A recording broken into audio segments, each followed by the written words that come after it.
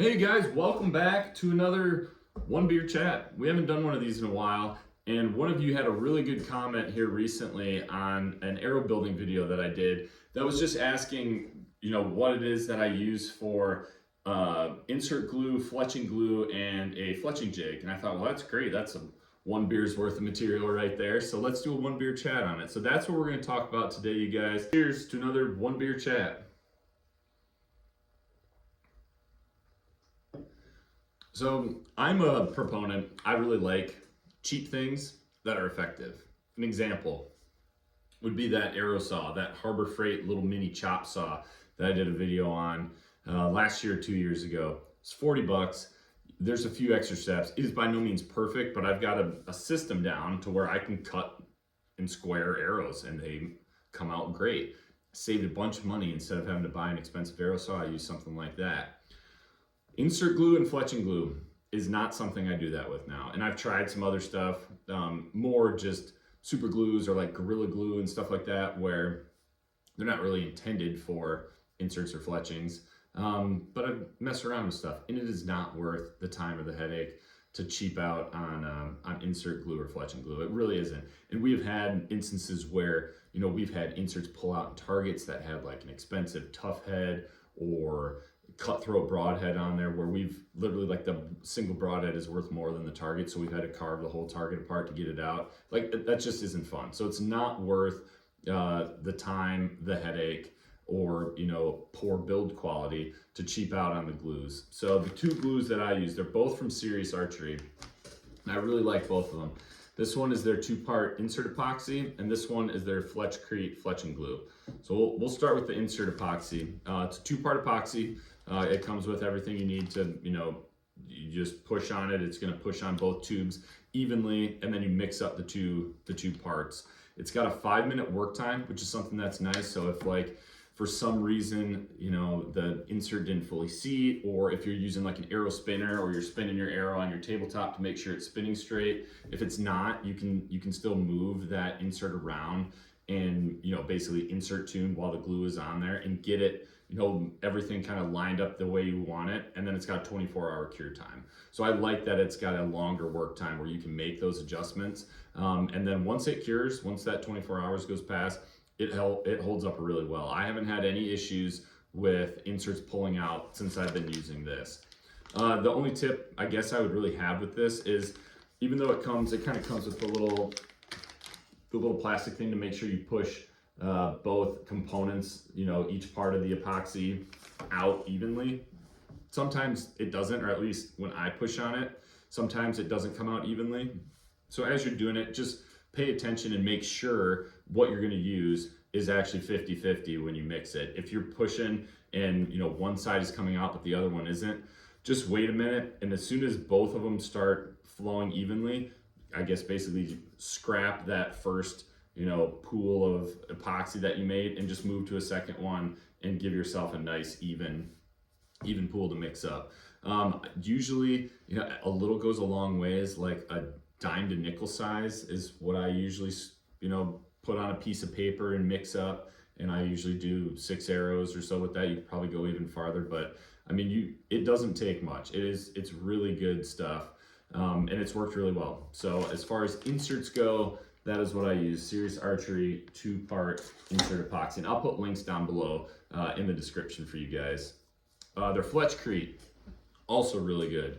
This stuff holds fletchings really well to the shaft. And you still got to do the proper prep work. Depending on the fletching that you're using, you might need a primer, you might not.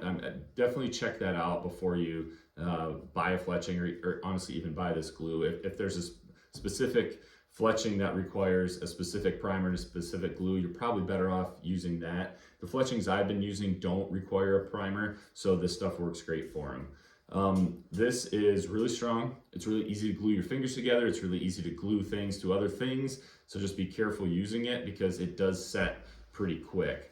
It does say, it has like a 1-hour full cure. We'll fletch an arrow here in a minute, but I'll show you, honestly, it holds pretty tight after just a minute or two.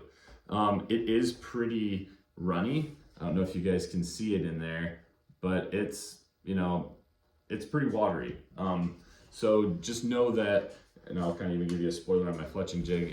It's really easy to put too much on and get a bunch of glue on like your jig material or excess glue on your fletchings and stuff like that. You know, take some old arrows maybe, or old fletchings you cut off and just practice a little bit if you can, or peel them off. Like if you can get fletchings off and keep them intact, it wouldn't be bad to practice with, because it has definitely taken me, and it's probably going to take me a little bit to get used to how much you got to put on. You really don't have to put a lot on. As long as it's even and you cover everything, it's going to hold. I've actually even used this for like a driveway address sign. My wife bought these. I made like a wood basically thing to put these numbers on for our address, and the way to fasten these stupid numbers was just more of a pain in the butt than I wanted to get into. So I was like, hey, you know what? This stuff holds to pretty much everything. Let me try it. So I literally just glued these metal numbers on this finished wood, you know, plaque, if you want to call it that I made. And then I dabbed a little bit around the edges of each number.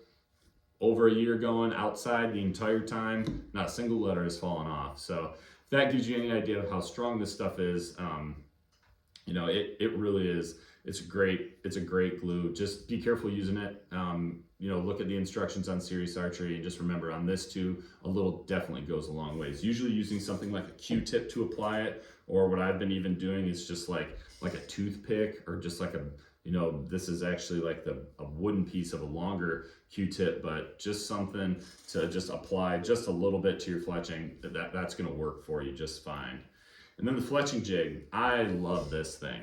I've bought a couple fletching jigs in the past, and it could be user error 100% on my part, but I just didn't find a couple of them either very easy to use or very quick, or have like the adjustability that I like. This one just makes a lot of sense. It's easy for me to fletch arrows fast and even and really well. Like the one video where the person commented on, that was these arrows, these Series Phoenix arrows that I fletched. These are the ones that I did, I think like a 60 yard group and 100-yard group with them. That's, you know, this is the fletching jig that I used for that, and that's the Goat Tough fletching jig, and I'll put a link down below in the description too on this for you guys. So it's a spring loaded. You've got these two posts that your arrow is going to rest on, and they're spring loaded. So you push the arrow down on them with a different type of fletching plate, whatever plate you want. It comes with a 1/2 degree, 1 degree, 2 degrees, and then a 3 degree. And the 3 degrees, a small one, it's more for like a blazer vane.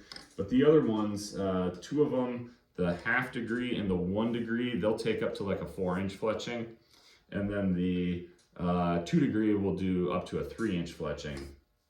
And you simply put them in to the Goat Tough jig here, and they've got little, each of the plates has like a little half circle cutout, and then on the stand itself, there's like a little button. I don't know if you guys can see that right here, but you can adjust your, if you want, it's not really like offset, but how much, I guess, how far your fletchings are from the end of your shaft.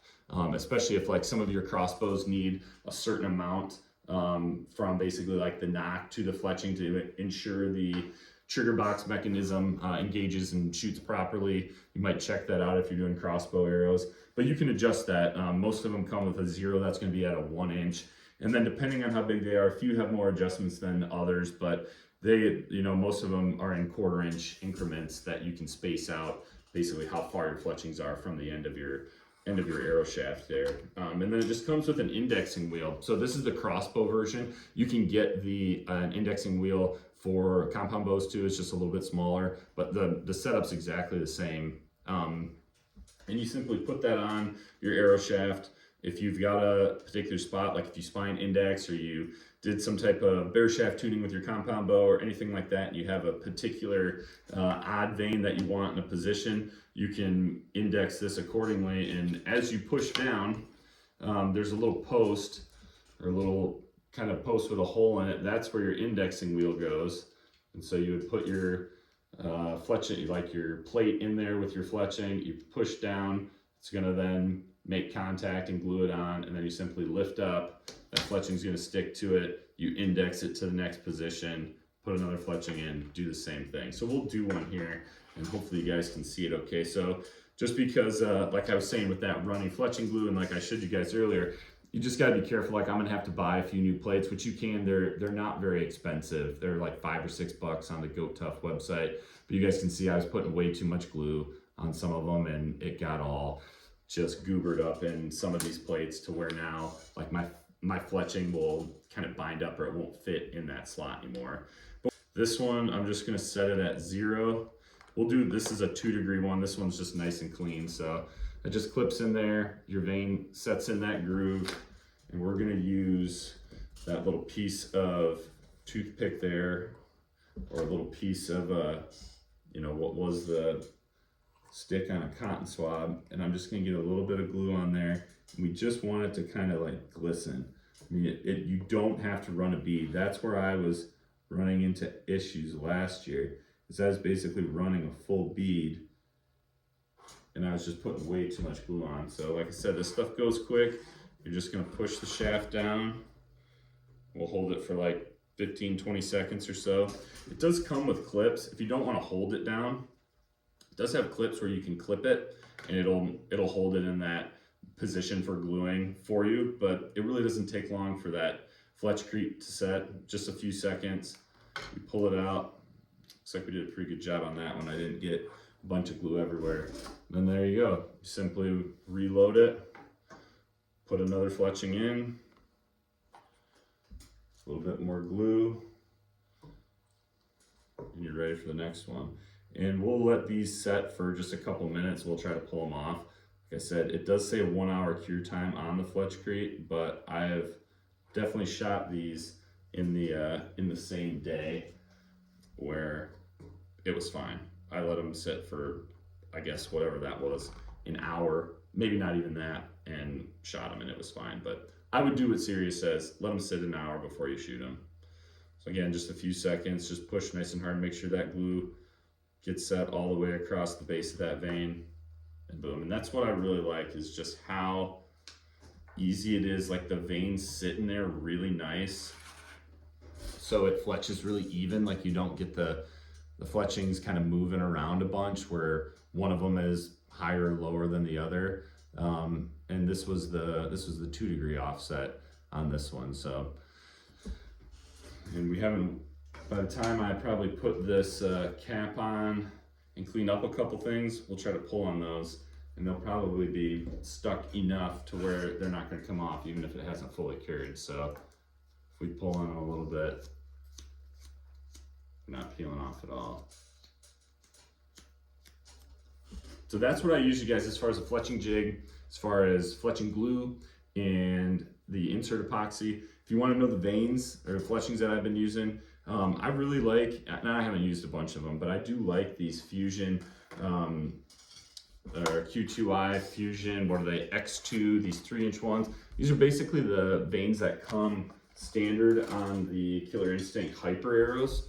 So I tried them on my Sirius Phoenix ones. I really like them. They seem to work really well. They're a good kind of combination of, they're not too stiff, but they're plenty pliable. So with some of these offsets, like, they turn out really nice. They're durable veins. I've shot them, I've buried them into targets before, and they've come out okay. I've shot through animals with them, they've come out okay. I don't know if there's anything with kind of like, I don't know what you want to call it, like the base or the foot, but it's got like just a nice cup. It's a little bit different material. It just seems to adhere really well to the arrow shafts. And I guess we didn't really talk about prep, and I didn't obviously do any prep here. And these, I mean, they're still sticking fine, but what you guys want to do is, after you peel off your old veins, if you did on some of them, your old fletchings, make sure you get all the glue off. You can kind of scrape it off, usually using like, I usually use like a razor blade, and just real gently, try to not dig in, but just scrape that stuff off. If you got to go back a little bit with like a Brillo pad or something, I usually do that, and it kind of roughs up the carbon just a little bit, and then wipe it with alcohol. And then with these fletchings too, just when you get them out of the box, take a Q-tip, a different one than what you're using for your fletching glue, wipe a little alcohol down them too, just to make sure there's no residues or anything on it. Let both of those dry, let that alcohol evaporate before you then go ahead and glue them on. And kind of the same thing with an insert, we probably should have talked about that. when you pull an insert out or tap it out or however you get it out, there's a couple different ways you can do it. Make sure you get all the glue, the old insert glue out.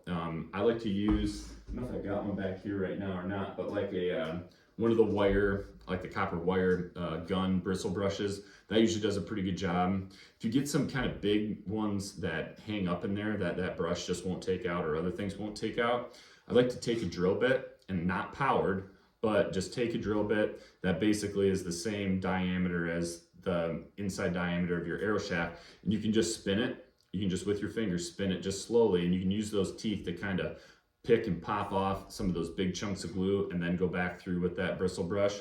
And then again, take like a cotton swab with some alcohol, clean all that out, make sure all the residue's out, let that alcohol evaporate before you go ahead and glue your inserts in. I don't know if you guys care about shafts at all. There's really two shafts that I shoot. My favorite shaft is the Sirius Phoenix. It's the best shaft that I've shot. I've shot quite a few. I haven't shot every single crossbow arrow shaft out there, but Sirius Phoenix is awesome. Like the Sirius stuff is just premium all around. It's super straight. They use really good carbon. A lot of their arrows, like the Phoenix, has that 3K carbon weave on the outside, so it just adds a lot of strength to the shaft, and it also makes the spine really consistent. So when it comes to tuning, these arrows are really easy to tune, and they typically come with a heavier insert right from Sirius, so they're kind of set up, at least as far as the sweet spot goes for the crossbow stuff. And like I said, I'm going to be ordering some Sirius, probably Vulcans, here in the next couple of days. To get those going for my compound. The other shaft that I really like, this is probably one of the best, if not the best, bang for the buck shafts that I've shot, and that is the Killer Instinct Hyper arrows. And this is what comes with, you know, most of the Killer Instinct bows, but you can buy them. You can buy them at the store. You can buy them off Amazon. You can buy them off the Killer Instinct website. These are really good shafts, you guys, for something that comes with crossbows and that are sold separate. These are really good too. They're not quite as straight. They're 3/1000 straightness, but that's kind of standard, I would say, across the board. But just for, you know, 6 of them for the price that they are, these tune really well too. They use good like I like the Fletchings on them. They usually come with, I think it's a 65 grain insert. At least that's what I remember weighing them. And they're pretty easy to get out if you want to put heavier ones in. And then they got good knocks on them. Same with the Phoenix. They're not glued in or anything. You can take them out, you can twist them if you want to knock tune. You can put, you know, there's standard IDs for crossbow arrows, so you can put lighted knocks in. But both of these are the two that I shoot, and I've had great success with them.